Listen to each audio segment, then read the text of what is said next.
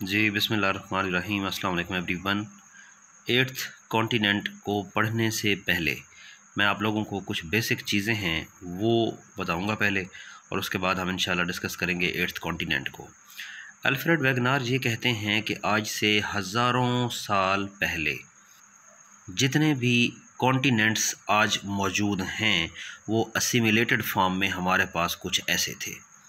एक बड़ा कॉन्टिनेंट था, ठीक हो गया। इस कॉन्टिनेंट को हम क्या नाम देते थे? कलेक्टिवली असिमिलेटेड फॉर्म में इस कॉन्टिनेंट को हम नाम देते थे पेंजिया का, ठीक हो गया। और इसके साथ जो एक ग्लोबल ओशन लगता था उसे हम नाम देते थे पेंथालासा का, ठीक हो गया। ये हमारे पास यूरेशिया है, यानी एशिया और यूरोप असिमिलेटेड फॉर्म में यहाँ पे थे। ये नॉर्थ अमेरिका है, ये अफ्रीका है, ये साउथ अमेरिका है, ये इंडिया है, ये अंटार्कटिका है, और ये हमारे पास ऑस्ट्रेलिया है, ठीक हो गया। फिर एक वक्त आया कि कॉन्टिनेंटल ड्रिफ्ट होना स्टार्ट हो गया, ड्रिफ्टिंग स्टार्ट हुई, ठीक है। जैसे ग्लेशियर में ड्रिफ्टिंग स्टार्ट होती है, ड्रिफ्ट होना स्टार्ट हो गया और ये ब्रेक डाउन हो गया। दरमियान में इक्वेटर लाइन आ गई, ठीक है, और ये ब्रेक डाउन हो गया। ऊपर वाले हिस्से को हम बोलते थे यूरेशिया, और जो नीचे हिस्सा बच गया असिमिलेटेड फॉर्म में जो कॉन्टिनेंट था, वो जो हिस्सा उसका ब्रेक डाउन हुआ, जो पार्ट उसका ब्रेक डाउन हुआ, उसे हम बोलते हैं गोंडवाना लैंड, ठीक है जी। ये तो हमारी है कॉन्टिनेंटल ड्रिफ्ट थ्योरी। उसके बाद आते हैं अपने मोस्ट कंट्रोवर्शियल टॉपिक के ऊपर, जो कि है हमारे पास ज़ीलैंडिया, यानी कि 8वां कॉन्टिनेंट। देखते हैं इसको क्या कहता है, एक एक बात समझते हैं। ब्रूस लेंडेक हमारे पास था, 1995 में अमेरिकन जियोलॉजिस्ट था। इसने कहा कि 80 मिलियन ईयर्स अगो ज़ीलैंडिया जो है ये सेपरेट हुआ था फ्रॉम गोंडवाना। देखें, इसलिए मैंने आप लोगों को पहले कॉन्टिनेंटल ड्रिफ्ट थ्योरी पढ़ाई है, वरना ये वर्ड्स आते तो आप लोगों को समझ ही ना आती कि गोंडवाना अब क्या बला है।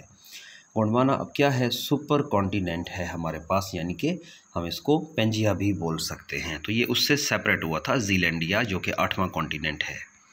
यानी कि ब्रूस जो है वो इस गोंडवाना की बात कर रहा है कि इससे 80 मिलियन ईयर्स अगो ज़ीलैंडिया इससे टूटकर अलग हुआ, गोंडवाना लैंड से।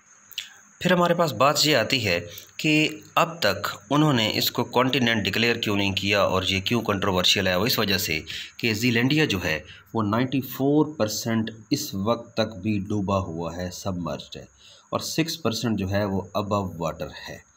अगर हम कॉन्टिनेंट को देखें कि कोई भी एरिया कॉन्टिनेंट तब कहलाएगा अगर वो 3 जो है कंडीशंस पे पूरा उतरता है। सबसे पहली कंडीशन हमारे पास ये है कि उसकी जो एलिवेशन है वो सराउंडिंग एरिया से ज़्यादा होनी चाहिए, जो कि ज़ीलैंडिया की है। दूसरे नंबर पे बात आती है कि उसका वेल डिफाइंड एरिया होना चाहिए। इस पॉइंट में ये थोड़ा बहुत लैग करता है, लेकिन आने वाले वक्तों में हो सकता है क्योंकि ड्रिफ्टिंग होती रहती है, ठीक हो गया। थर्ड नंबर पे हमारे पास बात आती है कि इसका एरिया जो है वो ग्रेटर होना चाहिए 1 स्क्वायर किलोमीटर से ज़्यादा, जबकि ज़ीलैंडिया का एरिया कितना है? 5 मिलियन स्क्वायर किलोमीटर, ठीक हो गया। 1 मिलियन स्क्वायर किलोमीटर, मिलियन, ठीक है। तो इसका जो एरिया है वो क्या होना चाहिए? 5 मिलियन स्क्वायर किलोमीटर है इसका तो एरिया, जबकि डिमांड में तो 1 है। तो 2 कंडीशंस तो पूरी हो रही हैं, लेकिन एक थर्ड कंडीशन में थोड़ा बहुत लैग करता है कि इसका वेल डिफाइंड एरिया नहीं है। अब आप लोगों को मैं ज़ीलैंडिया का ज़रा मैप दिखा देता हूँ कि वो कैसा है। ये देखिए, ये हमारे पास ऑस्ट्रेलिया है, ऑस्ट्रेलिया का बिल्कुल हमारे पास तस्मानिया है। अब आप लोगों के लिए क्वेश्चन छोड़े जा रहा हूँ कि ऑस्ट्रेलिया और तस्मानिया के बीच में कौन सी स्ट्रेट लगती है, ये आप लोगों ने बताना है, ठीक हो गया। अब ये हमारे पास है जी न्यूजीलैंड, NWZ मैंने यहाँ मेंशन कर दिया, ठीक हो गया। ये है हमारे पास न्यूजीलैंड। अब न्यूजीलैंड के ऊपर वो कहते हैं कि कुछ पार्ट टूट के सेपरेट हुआ था, और ये जो ब्लू से हाईलाइटेड एरिया है ये सारा है हमारे पास ज़ीलैंडिया कॉन्टिनेंट, ठीक है। आने वाले वक्तों में अपनी एकेडमी यहाँ पे बनाएंगे या कराची वाले लोगों को यहाँ पे शिफ्ट करेंगे हम, ठीक हो गया, क्योंकि कराची का माहौल जो है वो बहुत ज़्यादा कंजस्टेड हो चुका है, ठीक हो गया जी।